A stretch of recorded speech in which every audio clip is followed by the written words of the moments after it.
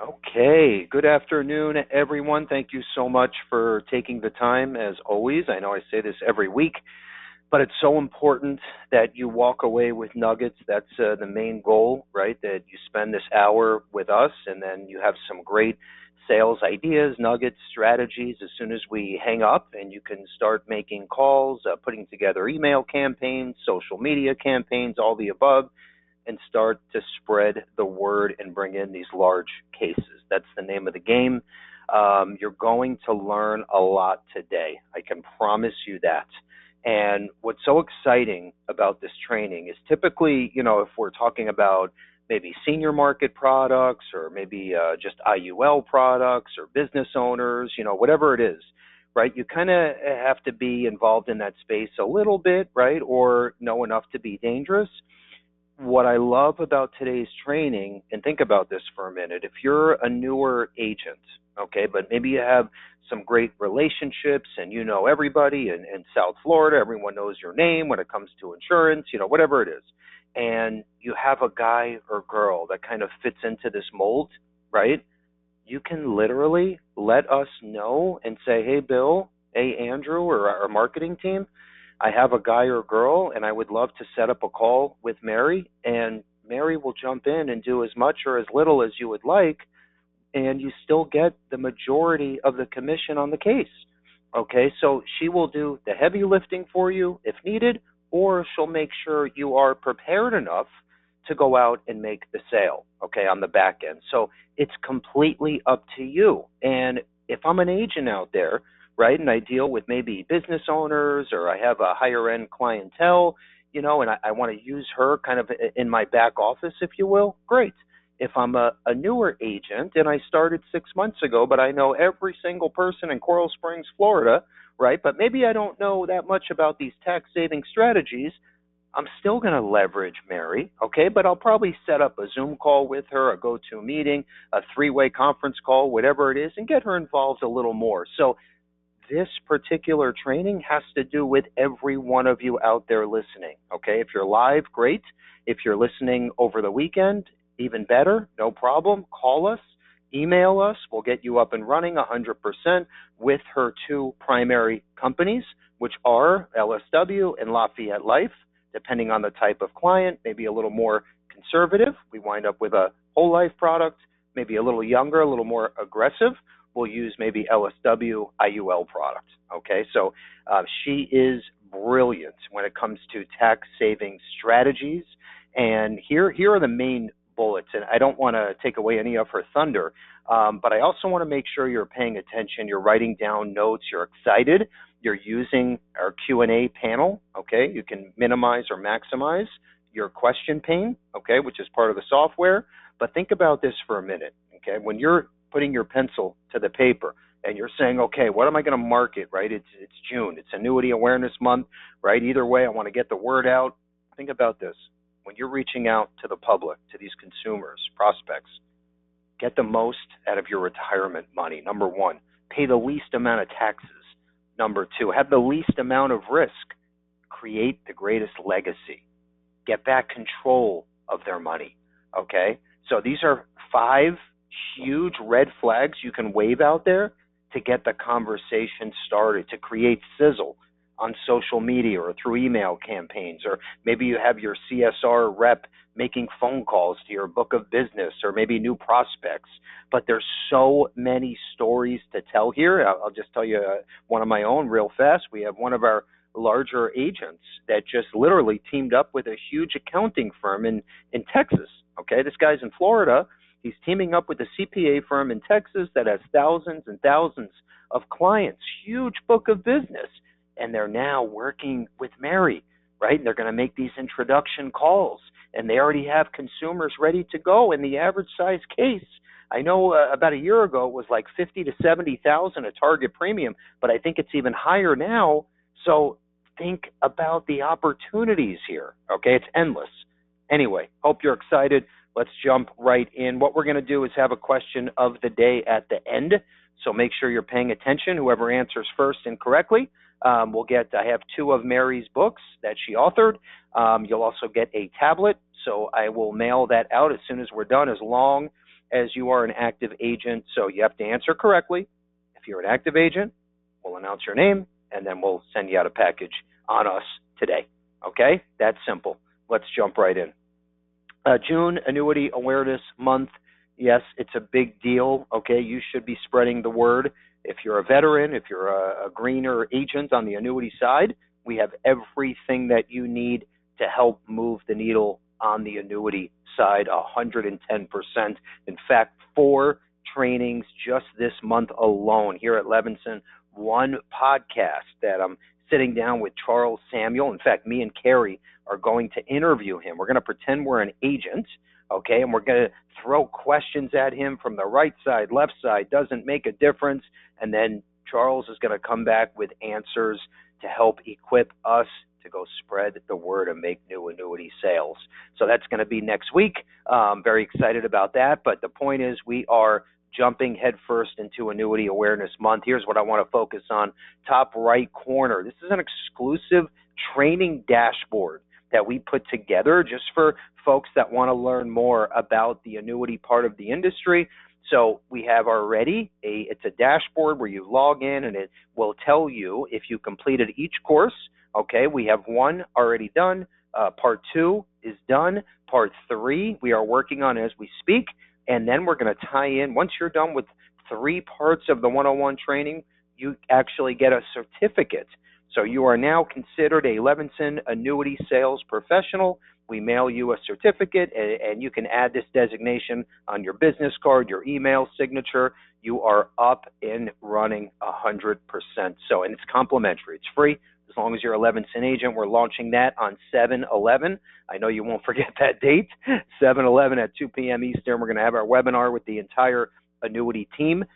Let's jump right in. Let's keep moving along. I know we have a lot to talk about, and Mary needs almost the hour. So we have a lot of stuff in a short amount of time. Recent testimonials. I have to make sure we touch on this slide. Why? Because our agents mean everything to us, and these come in literally almost every day. Okay, maybe every other day, consistently through Facebook, through our Google reviews page.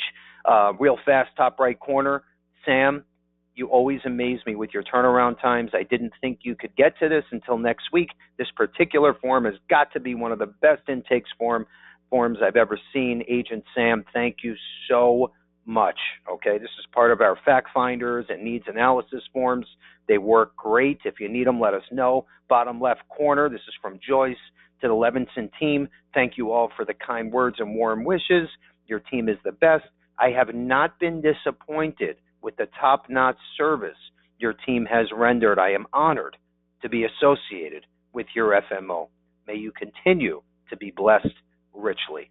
Okay, that's everything. All right, we didn't pay for these. This is an agent reaching out to say thank you. And we wouldn't be here if it wasn't for you. Okay, we are 100% wholesale. As you know, we don't sell out of the back door and have a call center. All right, there's 1 bucket of consumers out there, and you need to be marketing to them, not us. That's a conflict of interest. So again, our agents are our customer. Okay, very important. Let's keep moving forward.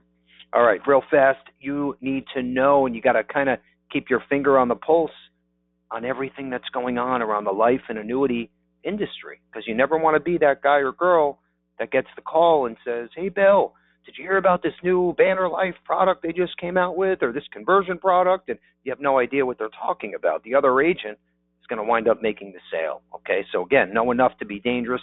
Use our 411. We send these out every other week. It's basically all of our 90 carriers, life side, annuity side, senior market, supplemental products, all the updates, changes. Okay, we just had Wellaby, Great Western is discontinuing their final expense product.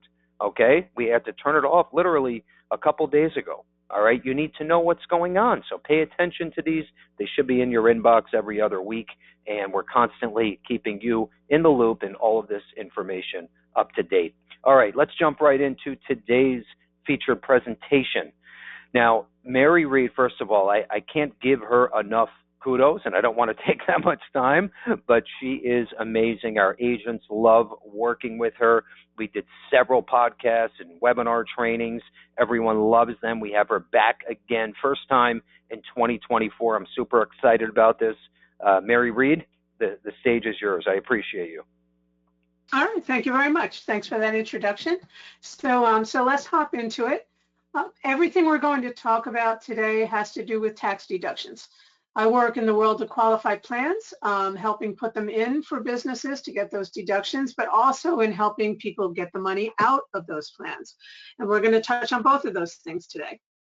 So let's start with people who've accumulated money in the plans. You know, right now there's over $33 trillion sitting in these qualified accounts. And by qualified accounts, I mean IRAs, 401ks, cash balance plans, defined benefit plans, 403B plans. You all know people who have money in these accounts. And because these accounts have now been around for a long time, we've had IRAs since the 1970s. We've had 401k plans since 1981. Overlay this with the baby boomer demographic, and what you will find is people with large sums of money sitting in these accounts, and they don't know what to do with it. My experience with this has been, you know, everybody loves saving the money, tax deductible, and growing a tax deferred. Everybody hates paying the taxes when it comes out, and people get very little guidance on how to distribute that money.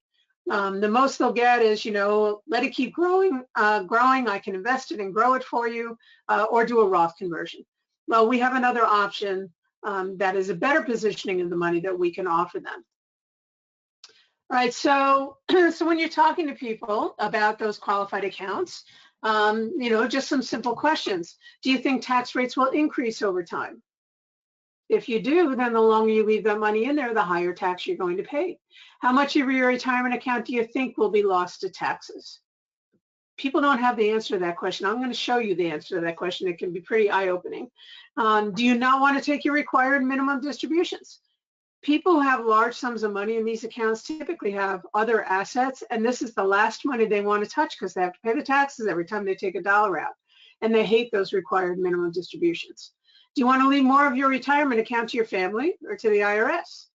We know it doesn't happen if you plan. The IRS writes the rules. They win. How have you protected your retirement account from market risk? How about from health risk? These are all real questions people should be asking themselves about that money. And frequently they're not. So it's an opportunity. This is not complicated. This is kind of pretty simple to just get them thinking about that money. And here's the basic problem. They save the money. So let's say here someone says, yeah, I've done great. I've got $1 million in my IRA. Well, good for you. You've done a great job of saving the money, but you don't really have $1 million because the IRS has the first lien on that money. So every time you take a dollar out, the IRS takes their piece first. So here I'm just using federal rate, and I happen to run this in North Carolina, so I'm using their state tax rate, which is a little over 5%. With that tax assumption, this person really only has $577,500. Their statement says $1 million. They think they have $1 million, but they don't. They have $577,500. That is a big difference. Most people, you know, as they get older and they start to approach retirement, if you ask them what are their primary objectives for that money, and most people will say they want to get the most out of that money that they've done a good job in sharing, in saving. They want to pay the least amount of taxes, they want the least amount of risk, and they would like to get back control of that money, because who's in control? As long as you leave that money in that qualified account, if it's sitting in that IRA, who's in control? The IRS has a lot of that control, right? They're telling you can't take the money when you're under 59.5 or you'll pay a 10% penalty. You have to take your required minimum distributions when you get to required minimum distribution age, which will now be 73 or 75, depending on when you're born. And when you die, what's left can go to your beneficiary, but unless that beneficiary is your spouse, pretty much everybody else will have to empty that account in 10 years and pay all the tax. That takes a lot of the choice out of the account owner's hands. We can give that control back to them. So here are the choices, right? You can leave the money in that qualified account. Typically it's, you know, in an IRA eventually. Take money as they want to, or certainly have to take their required minimum distributions when they get there. Pay tax at whatever the tax rate is when it comes out. When they pass away, again, what's left can go to their beneficiary. If it goes to a spouse, they can make it their own. If it goes to anybody other than the spouse, with some very limited exceptions, the account will have to be emptied in 10 years and all the tax paid. That is what most people do. That is the most common option, stay where you are. Option number 2 would be to do a Roth conversion. I have a lot of conversations with people about Roth conversions who think tax rates are going to go up. If they do, they'd rather pay the tax now at a lower rate, and they look at that option. Then everything after that will be income tax free, so you don't have to worry about it anymore. Same thing for beneficiaries, though. You can go to their beneficiary, they won't pay any income tax, but they will have to end that account in 10 years. It used to be pre-Secure Act that beneficiary could hold that tax-free Roth for the rest of their lives. No more. 10 years is the horizon, and that's it. Now we're going to offer them a third option. And this option works at the intersection of pension law and life insurance law, right? So under pension law, we got to put in the money tax deductible and have it grow tax deferred, but we're going to pay tax when it comes out. Under life insurance tax law, right, money you put into a life insurance policy builds cash, and everything after that is tax-free, whether you access that cash through policy loans, whether it's paid as a death benefit, whether it's paid as living benefits for policies who have those benefits, it's all tax-free. So what I do is I work at the intersection. We take that pre-tax qualified money, we'll move it into a life insurance policy inside the qualified plan. When we distribute that policy from that plan, it will be taxed as a taxable distribution, but the IRS gives it special tax treatment that they don't give any other asset. They will tax that policy on its market value as they define it, not the dollars you put in. You'll see, I'll show you numbers in a minute, that will reduce the tax bill. And now we're in a tax-free environment. So in some ways similar to a Roth conversion, we're repositioning that money from a taxable position to tax-free, but by using the life insurance, we get a discount to get there. Also, because we're using life insurance, we eliminate some of the risks that people hold on that money, right? If they're invested in the market, they've got market risk. So unless they're in guaranteed products, they've got market risk. They get the upside, but they also get the downside. Here, we've got some protections with the life insurance. Typically, most often we're using the IUL, although we can use the whole life with its guarantees. But the IUL, you get the upside of the market, but no downside, right? You've got that floor of 0, so we minimize their market risk. Tax risk, this is a 5-year strategy. We will then pay the tax and then we're done, and everything after that is tax-free. So if we do see tax rates start to climb, it will not affect this money anymore. We've gotten rid of that risk. And then longevity risk. Everybody wants to live a long time, but nobody wants to run out of money. So whether it's living a very long time and making sure that income will sustain, or they run into health problems, still alive, but run into health problems and have those expenses, both of those are things that the life insurance can help better with than having that money in that IRA can. All right, so I'll just talk about the Secure Act 2.0 for a moment here. This is what changed, the most recent change to the required minimum distributions. Now it is age 73 and age 75. If you were born after 1959, it will be age 75. If you're born before that, it will now be age 73, right? No more 72, no more 70 and a half, we're up to 73 and 75. For people who keep that money in those qualified accounts, you know, pretty much everybody knows they have to take required minimum distributions, but they don't really know how much. So I've just abbreviated the table here. Right, when you hit required minimum distribution age, you go to the table, you take the factor for your age, divide your balance by that factor, and that's where you have to withdraw. So I've just converted it to a percentage. So for a 73-year-old, they have to withdraw 3.77% of their account. Not too bad. By the time they're 80, they have to withdraw 4.95% of their account. Make it to 85, now we're up to 6.25%. And as you can see, the percentages keep climbing. Why are they climbing? They're climbing because the table is designed to empty your account by the time you die. So the shorter your lifespan that's left, the higher percentage you have to withdraw from that account. Now, this means a couple of things to the holder of that account. Number one, you know, kind of the retirement rule that's been bouncing around for a number of years now is, you know, when you get to retirement age, just withdraw 4% of your account and you'll be fine. You won't run out of money. Well, maybe, maybe not, but it doesn't matter here. It's irrelevant. It's not an option. You don't get to withdraw 4% of your account. Who's in control here? The IRS is in control. They're telling you how much you have to withdraw. So then if you have to withdraw, here's your risk to consider.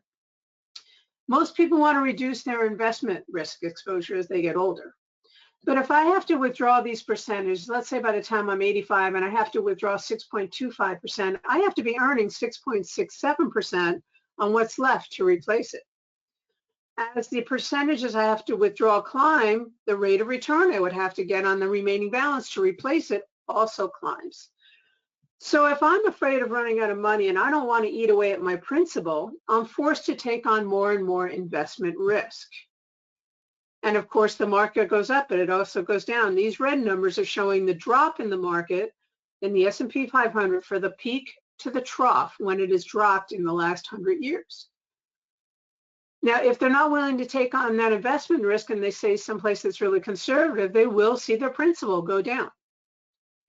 And now they have to be looking at that and hoping they don't outlive that money. Here's a look at the S&P 500 going back to 1900 for those who, like to play with investments. And yes, it does climb over time. However, it does take these drops along the way. We all know that. We've all been through some of them. These green bars on this chart are showing how long it took to get back to break even.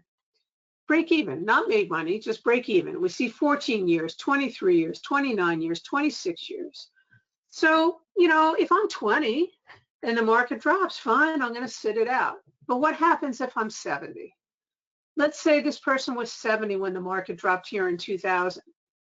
If they were in the market, they took this big drop. It took 14 years to get back to break even, but they didn't get to sit and wait it out, right? And during that time, they have to take their required minimum distributions. Maybe they actually need this money for retirement. And so when they're drawing money out, this sequence of returns has a tremendous impact. And we never know what the sequence of returns is going to be. And now that our beneficiaries have to withdraw the money in 10 years, they get caught up in this as well. Now, if instead we had had this money sitting in this life insurance policy, let's say it's the Index Universal Life, and the market took this drop, what would happen? They would stay right where they are. They wouldn't drop. So the next time there's an uptick in the market, they would go up from where they are, not having to dig out of the hole. That is a reduction of risk they will get by going to the life insurance. Come on, change slides. Just one last look before we get into the numbers. Here's a look at the tax rates going back to 1900. These are the maximum federal rates. And I always like to share this with people because everybody loves to complain that they're in the highest possible tax bracket. Well, maybe for the moment, but relatively speaking, historically speaking, we're pretty low. So I don't know what the future holds. I don't have that crystal ball, but for people who are holding those monies in those qualified accounts, and sometimes we're not looking at 10 years, we're looking at 20 or 30 or 40 years. I'd say there's a strong chance we're going to see some higher tax rates along the way. Don't know. I don't think they're going to go down, but that plays into the equation as well. All right, and I already talked about the Secure Act, right? For our beneficiaries are now under that 10-year rule. That changed IRA planning for anybody with large sums of money in those accounts. Changed right away, took away that stretch IRA over the lifetime of our beneficiary and cut it down to 10 years. And that had a huge impact. So if there are still people, there are people still sitting out there with these large accounts, they need to talk about this. They need to look at this. Because if they don't act, what happens when they die? All the money in their IRA is, first of all, included in their estate. It can go to their beneficiary, but let's say it goes to a child. And in 10 years, that child's going to have to empty that account. Now, for most of our clients who die where this happens, that child is not a child anymore. Frequently at their peak earning years. And now they just got this lump sum of money that they're going to get added to their taxable income come year 10, whether they want it or not. And typically we'll see at least half of those accounts lost to taxes. All right, so we're going to try to address a lot of those issues. So by moving to this alternative strategy with the life insurance, it will reduce the tax bill. You'll see by how much. It will increase the tax-free legacy to the beneficiaries. It is life insurance. It eliminates the RMDs because once we finish paying for this policy, we're going to remove it from that qualified account. And now we're not under those rules anymore. No required minimum distributions, no 10-year distribution to our beneficiaries. Let the client use the money when they want, how they want. It reduces market risk. It eliminates the risk of future tax rate increases. And of course, it adds the tax-free living benefits as well. That's just kind of a bonus that they get along with the policy. So here's my 55-year-old again with $1 million. So they bring you their statement, I've got $1 million. They feel good. All right, but let's look what's going to happen in the future. If I project this out, depending on when they die, what is that tax bill on that money going to be? Now I've highlighted age 90 here. If I take that $1 million and I grow it out, and you'll see all the specifics in a minute on the next slide.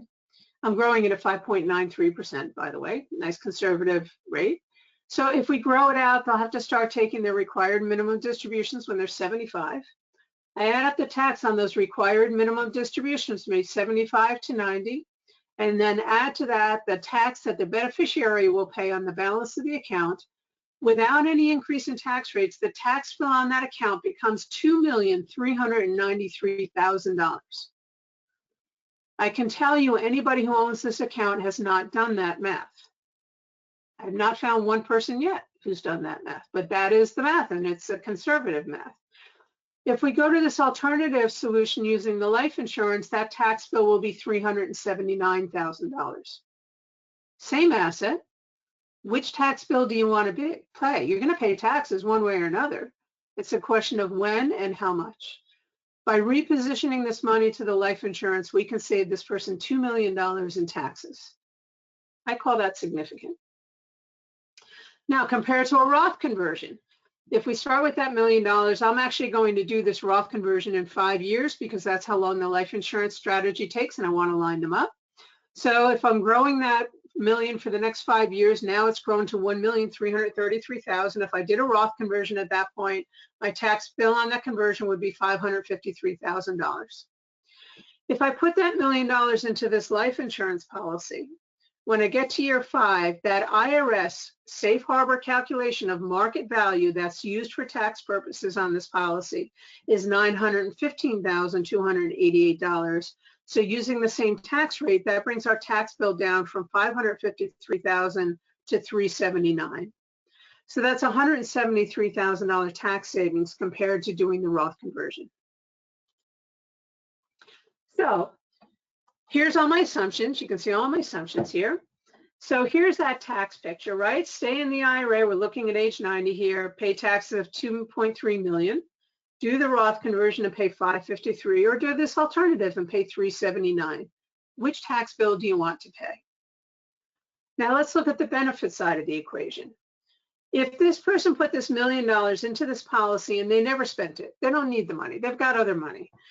Just pure straight life insurance, they die at age 90, the policy pays a benefit of $5,800,000 tax-free death benefit, straight life insurance. But we know they could pull cash out if they wanted to. So I ran this to say, what if we want to start taking income in 10 years when they're 65? Doing straight loans here. I ran the loans to run all the way to age 100. The policy is staying in force to 120, so there's always some death benefit. With that assumption, we could pull out this $92,829 a year. That would now be tax-free income for them every year in retirement. And because it's tax-free, it also does not affect their Social Security and does not affect their Medicare for the IRMAA tax, which could be additional savings that they pick up down the line. So if we do that, and I make that assumption, but they don't make it to age 100, they make it to age 90, I add up the income that's been paid plus the remaining death benefit. The policy pays $2.9 million because I dropped that death benefit to press that cash out to age 100. Now, if we did a Roth conversion, because they're 55, the insurance is a little bit expensive.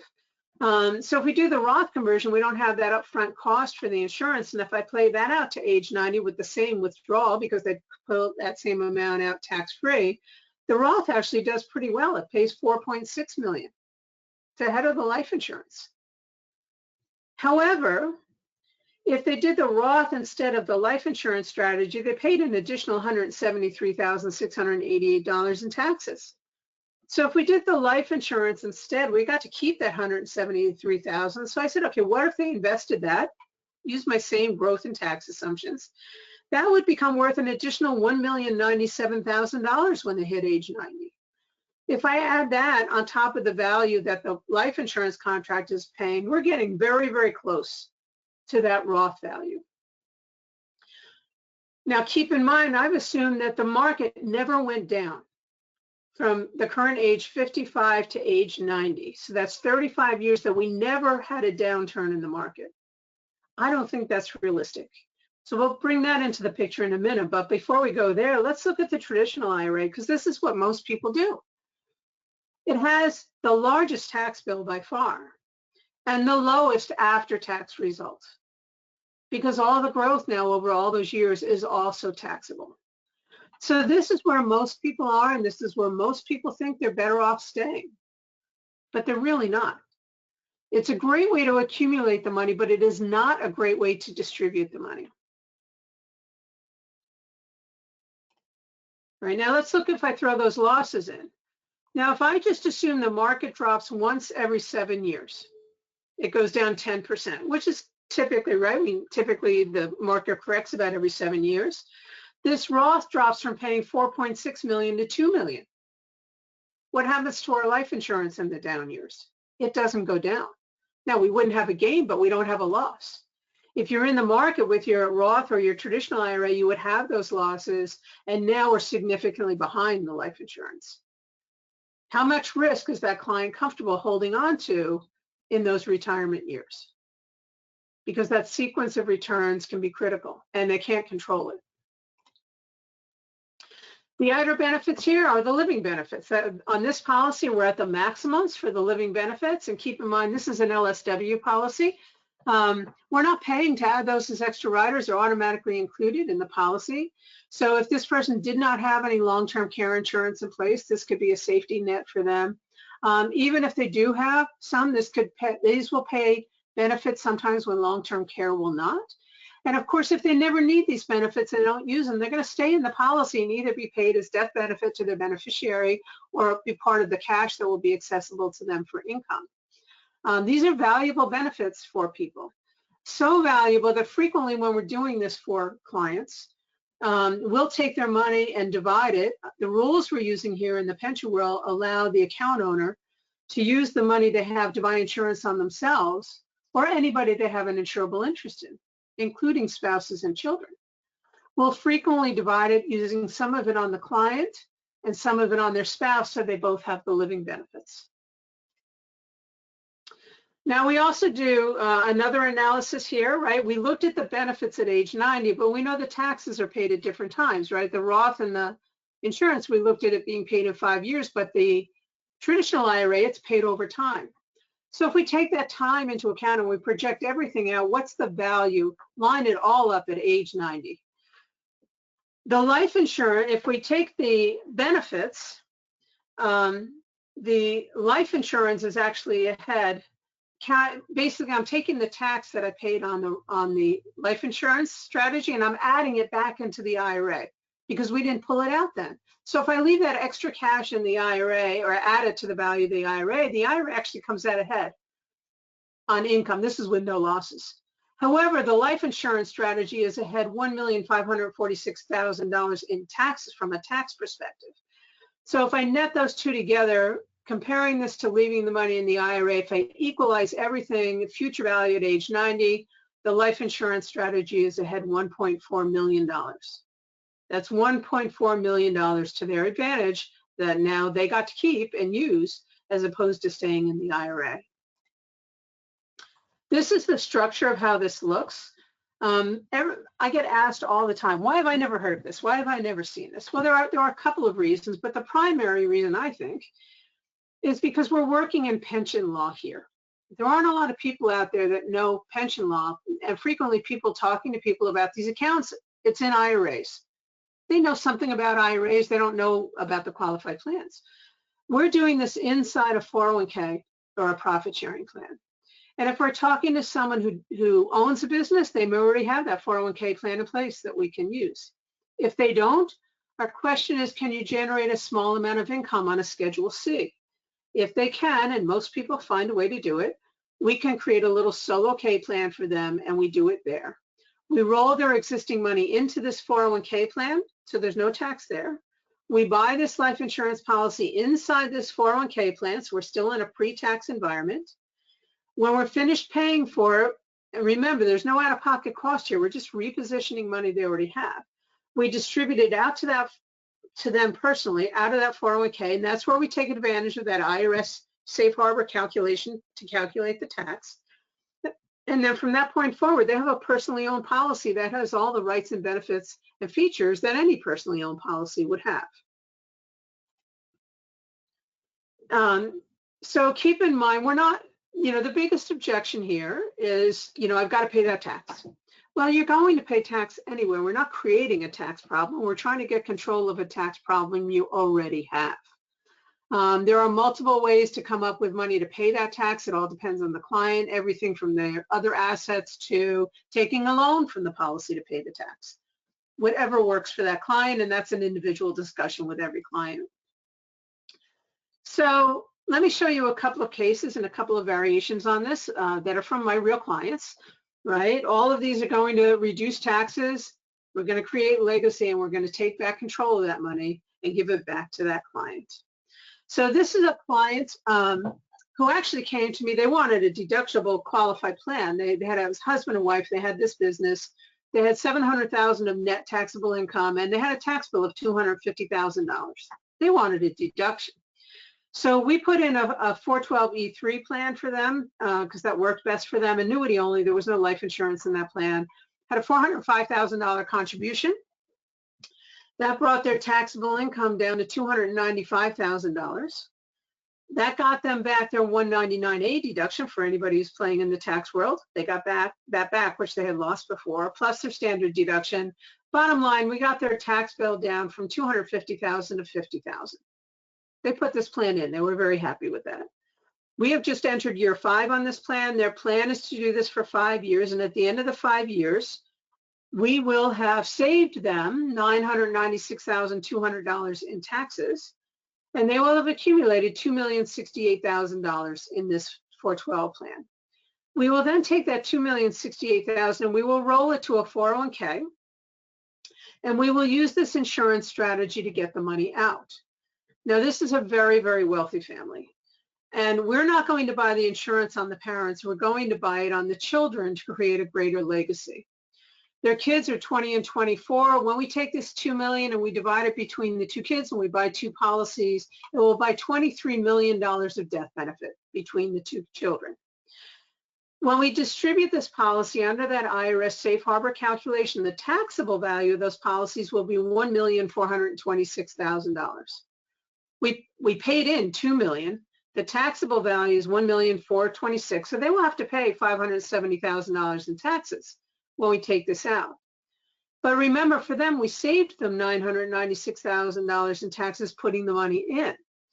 So after all is said and done, we have saved them $425,000, and we have now created a legacy. The parents will own these 2 policies for the rest of their life. So if they ever need to access the cash in them, they can, tax-free. When they pass away, ownership will go to these 2 insured children. Or it could go to a trust. If we have a state taxes issue, it could always go to a trust. Going to the children, they'll now have access to that cash if they want to use it. If they don't use it, it keeps building tax-free through their entire lifetime. If they don't take the cash, we just looked ahead and said, okay, what if both of them die when they're age 80? The death benefit paid by those 2 policies will be $48 million. And that is the legacy we just helped this couple create for their grandchildren. Here's another client, same strategy. This gentleman is 62. He has 4 children. Actually, he had a couple of children. This is just one of them, but he was not insurable. So again, we insured their child, who's not a kid. They're age 40. We use $750,000 here. Not everybody has multi-millions. So you can see the tax savings follows the same pattern. Obviously, the numbers are different because the amounts are different, but you see that same relative tax savings. But look at the benefits here. Because we're writing the insurance on the child, look how big a policy this buys. Now, if dad wants to use the money, again, we started income in 10 years, he could pull out $75,000 a year for himself. And we ran that all the way until this child will be age 120. So no matter how long dad lives, this says child, it's really dad's age 72 to child's age 120. So no matter how long dad lives, he can take out that money. When he dies, the son could continue it, or he could stop it and let the cash rebuild in the policy. So here's how it actually plays out. And I know this is a lot of numbers, but hopefully bear with me. Here's if we leave it in the IRA, there's his $750,000. Growing it, he gets to age 75. There's his first required minimum distribution, $55,000. If he dies at age 90, we've got $1.2 million left in this IRA that could go to his son.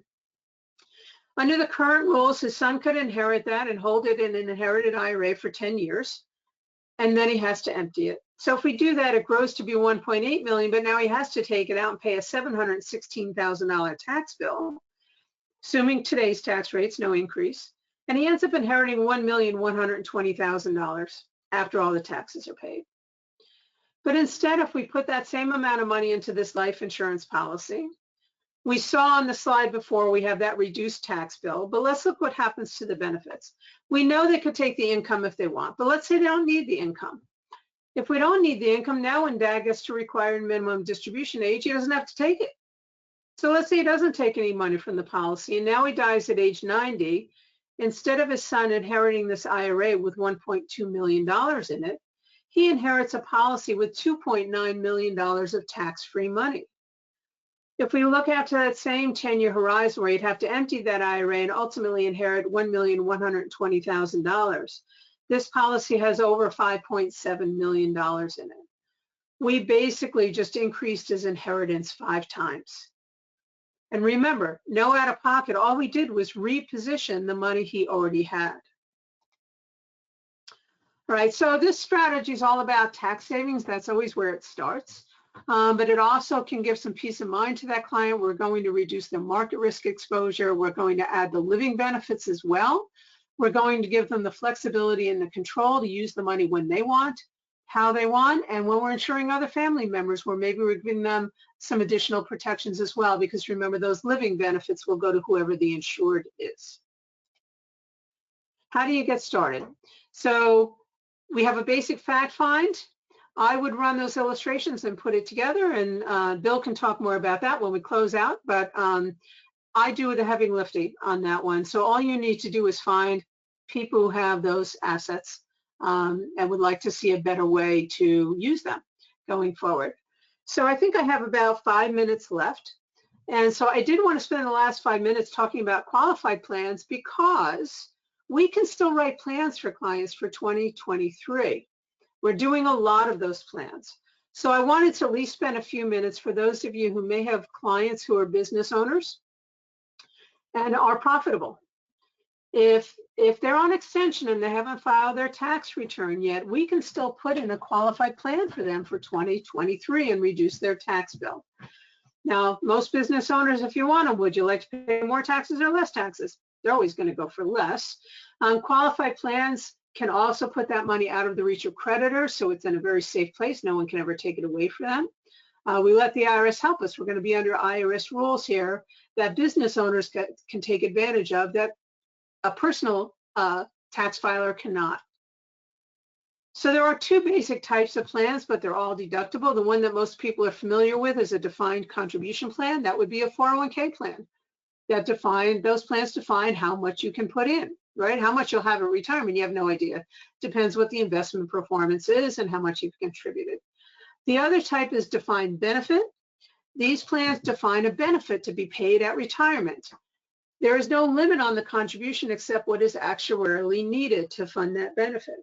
So for older people particularly, we can go to a defined benefit plan and get them a much larger deductible contribution than we could get them in a 401k. And so when we're talking to business owners, and I'm talking about small, closely held businesses here, you know, usually they're not looking for employee benefit programs, mostly. Sometimes they are, but mostly not. They want the money. This is about them. This is a personal financial planning tool for them, where rather than losing that big chunk of money to taxes, we can pull a bunch of it back and get most of it to them. If there are employees, that's okay. The employees won't necessarily cost us anything. We still have to contribute for some of them, but they may not actually cost us anything. Well, how could that be? If we can design a plan where the tax savings that comes from the deductible contribution exceed whatever we have to contribute for the employees, then they didn't cost us anything. The IRS covered them, and the rest of that tax savings will go to the business owner. So here's a little example. I've got Pat and Chris, a couple who own this business. They have their child in the business with them and these 2 employees as well. Now, very commonly, this company would have a SEP. 66,000 is the most they could get in a SEP. And this would be very common for a company of this size. And you can see the 2 employees, one is getting 9,000, one is getting 6,000, because in a SEP, everybody has to get the same percentage of PEG. Well, if we switch that to a profit sharing plan, our owners still get their 66,000, but now these employees only get 2,250 and 1,500. That's what plan design can do. We cannot do that in a SEP. We can only do that in a true qualified plan. We could still do this for this employer for 2023. In this plan, the total plan contribution is $139,500. At a 34% tax bracket, that's saving them $47,430 in taxes. Right? If they don't do this plan, they're writing a check to the IRS for $47,430. Do this, get the deduction, and get that money back. So their out-of-pocket expense to do this is really only $92,070, because the IRS is funding the rest. But of this $139,000 contribution, our family members are getting $132,000. So what did those employees cost us? The contribution for them was actually $3,750, but that was all covered by the tax savings. And the rest of the tax savings went to our family members. So they came out ahead doing this plan, $39,930. Don't do the plan, they're out $47,430. So if they say, I don't want to give any money to my employees, fine, we understand that, but let's run the numbers and see if those employees are really going to cost you anything. Now, here's that profit sharing plan we could do for this company, but if they wanted to do more, we could add this defined benefit plan. Look at the size of these contributions. Well, now we're in the 300s for Pat and Chris. Much, much bigger numbers if this is a company that's at a profit level where they have those big dollars, they want those big deductions, and they have the cash flow to do it. And so far, somebody's only ever showing them a SEP or maybe a 401k plan. We can go way above that. This profit sharing plan saved them $47,430 in taxes. If we add this defined benefit plan, we could save them an additional $304,000 in taxes for a total of almost $350,000 in tax savings. That's a huge tax savings for a little 5-person company. Now, not everybody has the cash flow to do that, but some do. If they don't have it that high, we just cut it back and do it at a lower level. Most companies are unaware that they could even do this second plan. Now, we can put life insurance in these plans. Does it make sense? Well, you know, business owners are not immune. Some of them are going to die too, and for those who make it to 65, they're all going to die sometime. So this is a way to buy life insurance with pre-tax dollars. The pure death benefit still will be paid income tax-free. Now here's a 412(e)(3). This is a fully insured defined benefit plan. This can only be funded with annuities or annuities and life insurance. If we do annuity only, we have a $742,000 deductible contribution. If we add life insurance, now we're up at $895,000 of deductible contribution. How rich is that doctor? What is his cash flow? Her cash flow? I just had a call today with someone, they do promotional objects for the campaigns. They've got a huge cash flow. They're looking at these kinds of numbers. There are these people out there. Now, the premiums for the insurance we added to this plan total $444,000. The increase in plan contribution is $99,000 after we've taken into account the tax savings. It went up $152,000, but that was all deductible. So for an out-of-pocket cost of $99,000, we can actually pay $444,000 of premium and give them the life insurance benefit that buys, which you can see here, is very large. I don't know a cheaper place to buy life insurance. And they want the deductions. And lastly, before we end for today, I just want to spend a moment. Cash balance are your third type of defined benefit plans, and we're doing a huge amount of these because this is where we can really get control of who gets the money. Here's a typical, this is a real client. We had an owner and their spouse. Our owner had $200,000 of earnings. Their spouse was on the payroll for $45,000.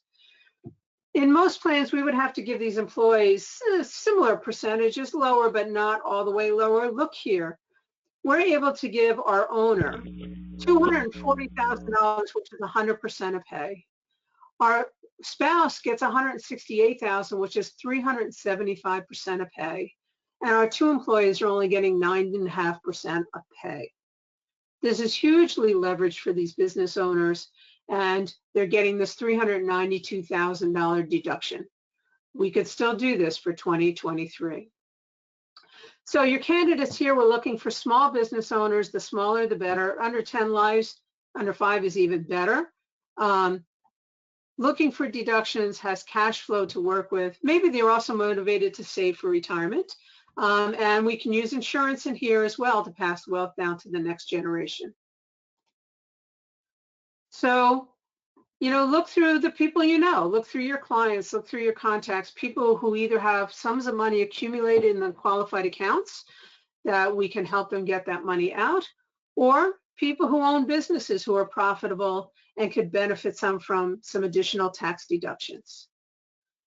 So with that, I thank everybody for your attention. I'm going to close it out now and turn it back to Bill. That was excellent, Mary. A lot of information. I hope everybody was taking notes, but once again, we're going to send this recorded version out in 2 weeks, and we're also going to send it to all attendees tonight, so you'll have it sitting in your inbox. And of course, you can go back and pick up on whatever part or chapter of the presentation that you would like.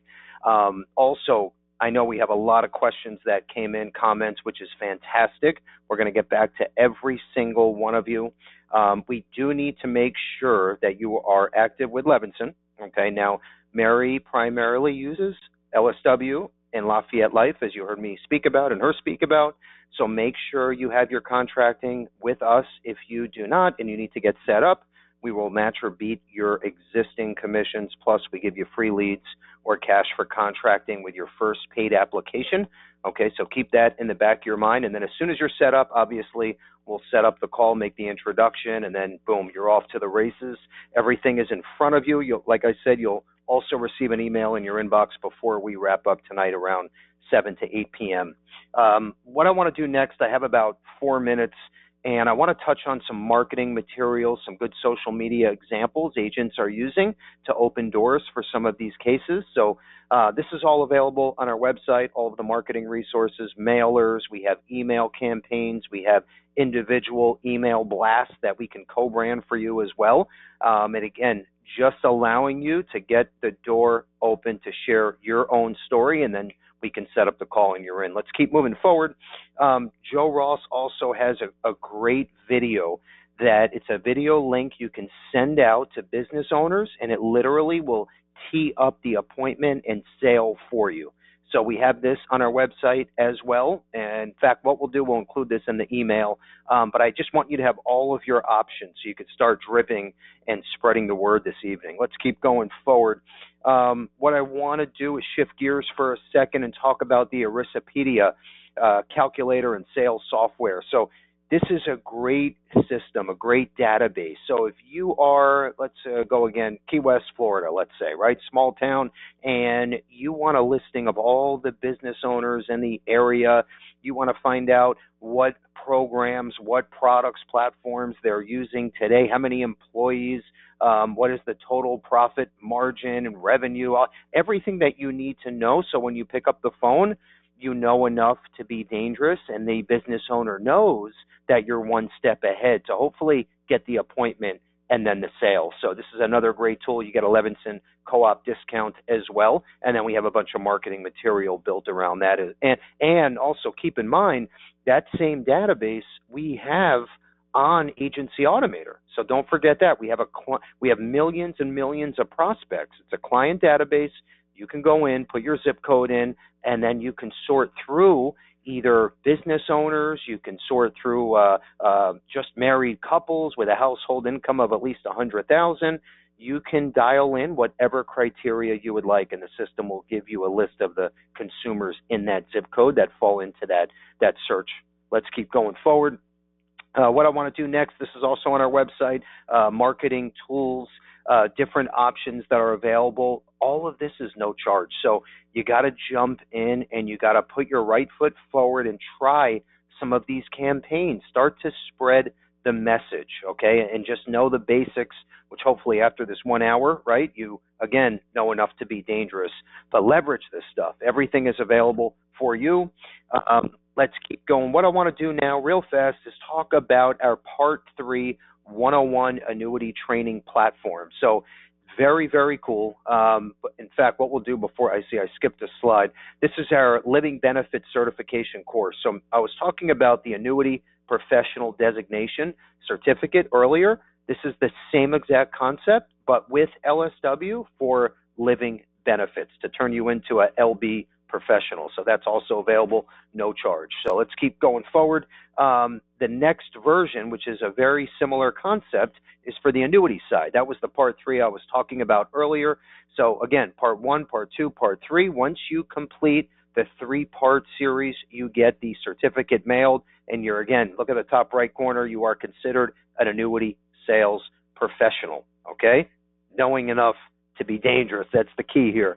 Let's keep going. What I want to do now is, and you, by the way, should do the same thing. As soon as you hang up, I want you to go into Facebook and LinkedIn, okay? Go into Instagram even, and just put in there tax saving strategies, retirement plans, and see what's performing best for other agents, right? You don't have to go reinvent the wheel. I always say just change a few spokes.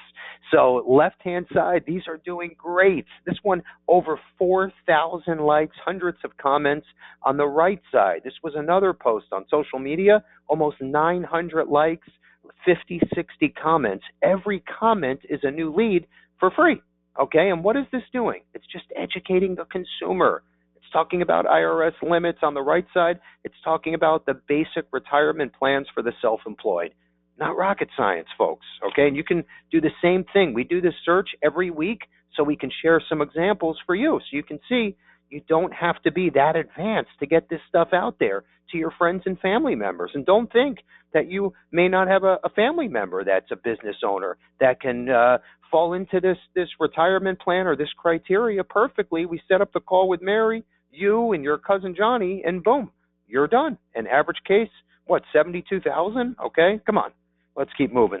If you want to learn a little bit more over the weekend, you have some spare time, check out Mary's podcast version I did with her, episode 21. We jump in for over an hour, okay, and we share some great strategies, tips, tricks, all built around this space. Right-hand side, this is a younger agent, Dawson. He was on our agent panel, okay? This proves there's no excuse, okay? He's a younger guy. I think he's 25, 26 years old. He's crushing it. He's working with a bunch of agents on the life side, the health side. This man sold an annuity in the elevator at our expo on Friday, okay? So you can do it too. This is a great way to learn, innovate, move the needle, okay? But you got to jump in and you got to take the time. And again, this is all free, so no excuse. Okay, second to last slide, and then we'll have our question of the day and put a bow on this. This is our weekly live training webinars. And again, June, Annuity Awareness Month. Make sure that you're on these trainings. We have SILAC coming up next week. Then we have American National has some new IUL products that we're going to jump into. Just under that, we pulled in the top annuity sales consultant, Chris. When it comes to annuities, there's no one better. There's no one I trust more because he's not tied to a specific carrier. Okay, he gives us the 100-foot overview of the space. So make sure you're on that call. That's on the 27th, just under that. This is a great one, okay? I already spoke about it a few times. The complimentary Levinson training dashboard on the annuity side, Part 3, we're going to launch with the official certificate to make you the annuity pro you always dreamed about, right? So now you're a life pro, you're an annuity pro, you got all bases covered, and boom, you're going to make 24 the best year ever. All right, last slide, question of the day, our favorite part of the webinar. Let's jump in, make sure your little fingers are on the keyboard and you're ready to answer correctly. So what I'm going to do before that, left side, it's our Positive Tuesday quote. Love this one. Attention to detail is not about perfection. It's about excellence and constant, never-ending improvement, right? That's why we're all here today to improve, to learn, to innovate, to get the word out, to let our consumers know that we know enough to be dangerous on all corners, not just final expense, not just IUL or term, right? We have everything covered. Let's talk more, okay? Open the door, share your story. That's the name of the game. We're going to end with our question of the day. Make sure you're ready to rock and roll. The question is, you got to be first, you got to be quick, and you got to be correct. What is the date for our upcoming Part 3 Annuity 101 training course webinar? Tell me the date, you win 2 of Mary's books and our Fire Amazon tablet. Okay? Hopefully you'll be writing a bunch of e-apps on our tablet, and you'll have 2 of Mary's books. She authored 3 books now total, and we have 2 of the 3 complimentary. Andrew's going to tell us who was first and who was correct. Andrew? Larry C. Larry C. Larry C. Congrats. The answer was an easy one, 7/11. Okay, 2024, 2 p.m. Eastern Time. Let's have a wonderful day. All it takes is, Bill, I got a guy, I got a girl. There may be some interest here. They fall into the criteria. We set up a call with Mary. Hopefully you land a nice case. Have a great rest of your day. Have a great weekend. Great selling. Thank you again, everyone, for taking the time.